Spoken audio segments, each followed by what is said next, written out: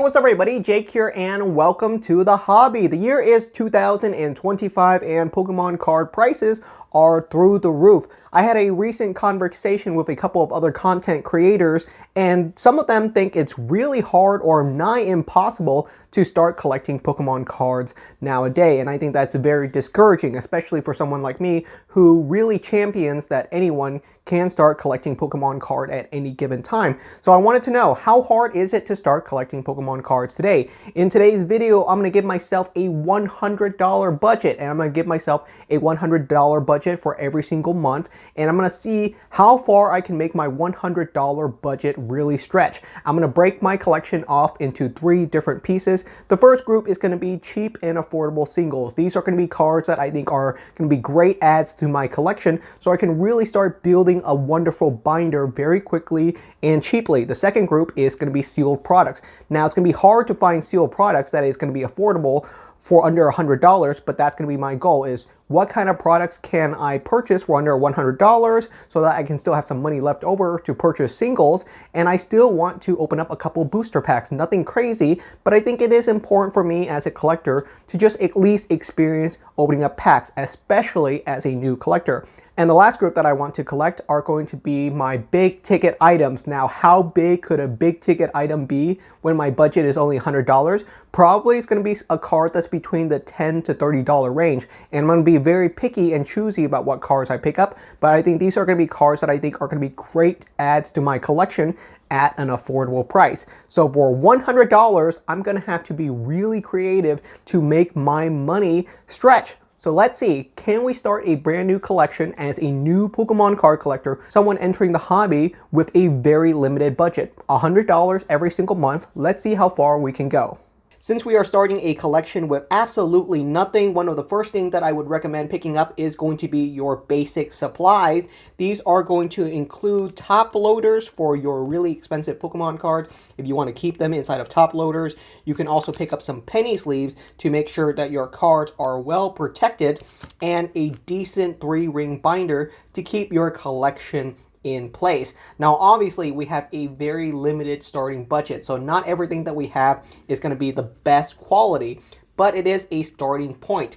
And this is going to be my basic collection. The 3-ring binder, the Ultra Pro top loaders, as well as the penny sleeves cost me a total of $8. So we are already starting off in kind of a rocky shape, considering that we haven't even bought any Pokemon cards yet, and we already spent $8. For the first group of cards that I decided to pick up for my collection, I decided to go with these Galarian Gallery art cards that this Danny Ghost guy was talking about. And the reason I decided to go with his recommendation was that I did think a lot of these cards are really beautiful and they are really affordable. And right now, I just want to get my collection started with something. So I thought these Galarian cards are going to look great inside of my collection at a really affordable price. So I picked up a ton of different ones from the Galarian Gallery specifically. And I thought about it, and these are probably decent hit cards inside of Crown Zenith. Oh, I think this Manaphy actually cost me a pretty penny. Looking at the price, yep, this one actually cost me $4. So quite a bit more expensive than some of these other ones. I think most of these other ones only cost me like $1 or $2, but the Manaphy definitely was a little bit on the more expensive side. Like I said, I just wanted a really gorgeous collection, and honestly, I think these are cards that I would be very happy to pull inside of my $5 booster pack.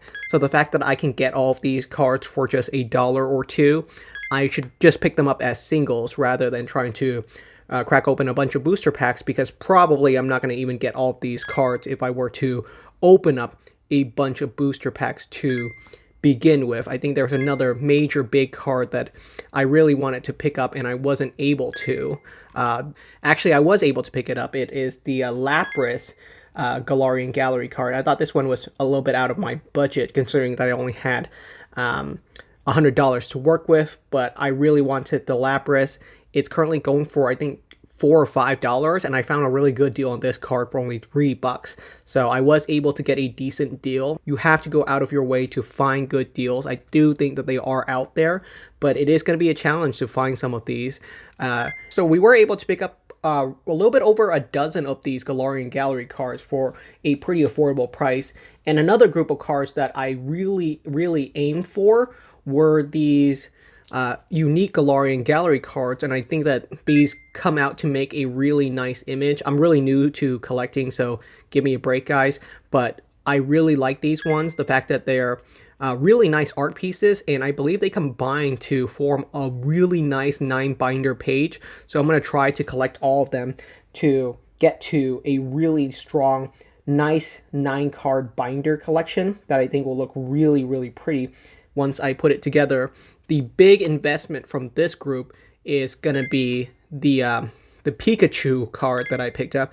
I think this card cost me $10. I don't have all the cards to make up the 9-binder art piece yet, but I'm a new collector and I'm going to work towards that goal. I could probably achieve it by next month, if not after that, but I think that's a really solid starting goal for me, is to make and complete this 9-binder card set. So I spent $40 to pick up 18 Galarian Gallery cards so far, and here's how my binder currently looks. The front page of my binder is going to be the complete 9-card Pikachu-centric set, and the next 2 pages are just full of different Galarian art cards. I think for $40, really, really solid collection start right now. Be honest with me, guys. Let me know if this is really bad, but I think for $40, I did a pretty good job with what I had, so really strong start to my collection. And obviously, we still are looking for our sealed product and our big ticket items, so I still have a little bit of money to squeeze, and I'm going to try to do my best on that as well. All right, for $100, I didn't have a ton of room to work with, but I was able to find a $20 decent tin from my local card shops. Shout out to the Nostalgic Knickknacks for having affordable prices on Pokemon cards. So I was able to pick up this tin for $19.99, but let's just round it to 20 bucks. If I was not able to pick up this tin because they sold out of it and there was nothing in my price range, I think my next bet would be I would probably go on to the Pokemon Center website and I'll probably pick up a build and battle box from a set that I think has a bunch of really cool cards. Maybe something like Brilliant Stars. I think a build and battle box of Brilliant Stars on the Pokemon Center is currently going for $20, and that is available to anyone who can make a purchase on the Pokemon Center. So I know sometimes people talk about how if you can't find affordable prices near you, then you're out of luck, but that really isn't the case. A lot of people simply make their purchases online right now. So this tin, we picked it up for $20. It's my first ever sealed Pokemon card product. Remember, guys, I'm a brand new collector, and so this is my very first sealed product. I don't really care what packs are inside here. I think I'm happy with any packs. So $20 for 5 booster packs is what I read on the back of the tin.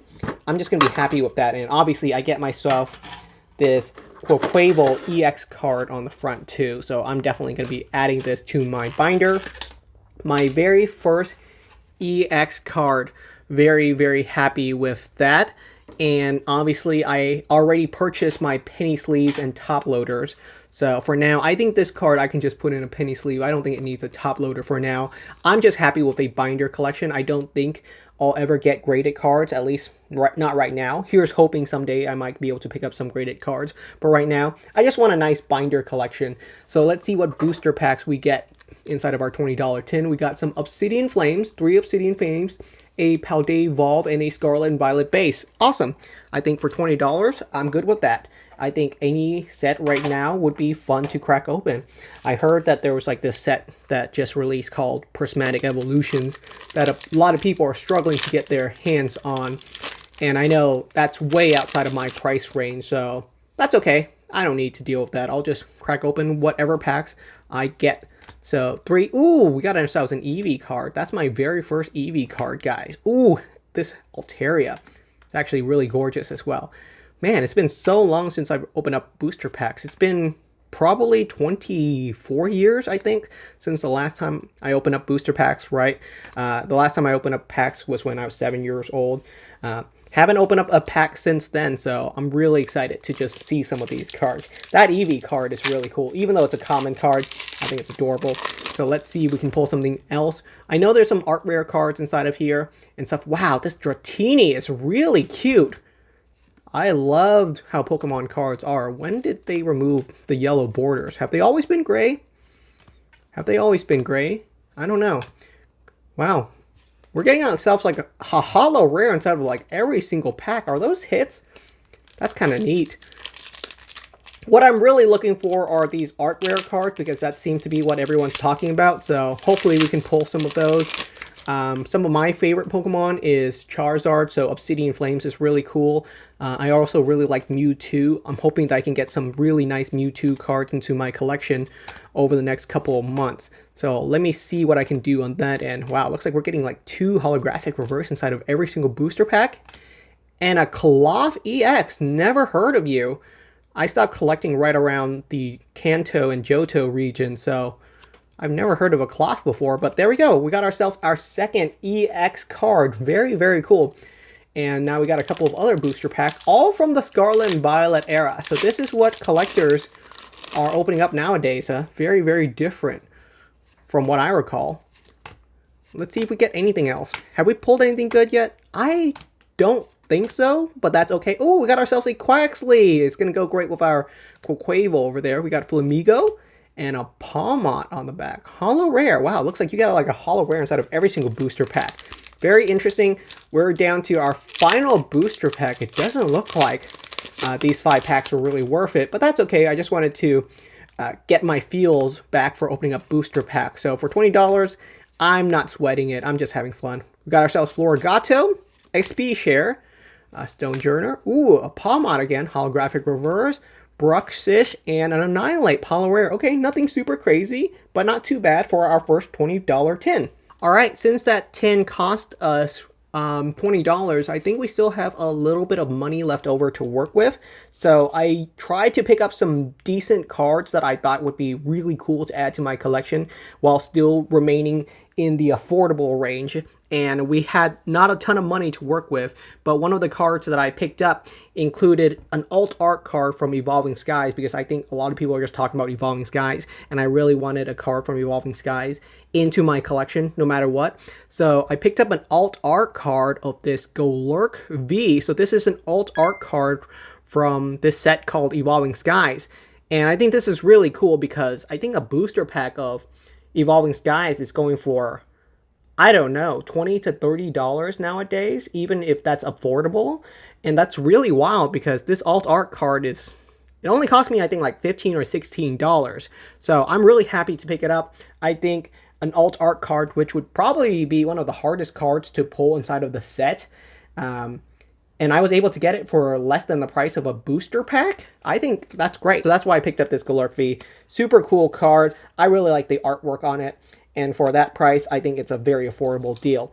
So glad we have a couple of top loaders to put it in. I think for this card, I like it a lot. I'm just going to display it inside of a top loader, and I'm not going to put it inside of my binder just so that I can have something cool to show off, you know? And I think we still have a little bit of money left over. And for this one, I kind of went out of my way and bought something that's really out there. I don't even know if this was a good deal or not, but I picked up this full art trainer card. I think it's called Alola Friends. And I picked this one up. It's in Chinese, and the price that I paid for it was $15 on eBay.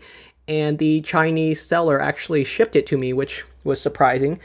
This was actually my very first purchase on eBay ever as a card collector.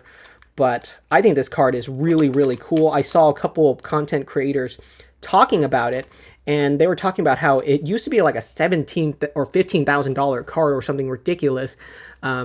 But now that I can get my hands on such an expensive card at a cheaper price, I think that's really, really cool.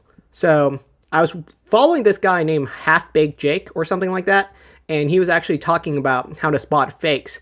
And based on his short, I think this card is definitely real. The texturing looks really right, you know?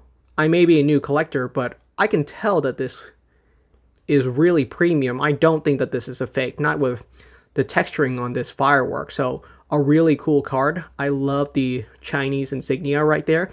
And it only cost me $15, and I think this is a really cool big ticket add to my collection, knowing that, you know, there's a really prestigious card that's very expensive, but here's an affordable version for a new collector like me. And obviously, I think this is a really cool card to show off. I think if I showed this off to my friend, they would say that this card is pretty awesome. So here we go, $100, and this is what I was able to pick up for my collection. A nice grouping of 18 Galarian Gallery card, a Quaquaval EX tin to crack open a couple booster packs, and an alt art card from Evolving Skies, as well as probably one of the most prestigious full art trainer card out there in a very affordable price. So I'm not too worried about the language being Chinese. I don't think it matters to me that this card is Chinese or Japanese. I know this card is thousands of dollars in Japanese, so the fact that I can pick it up for $15 in Chinese, I think it's really, really cool.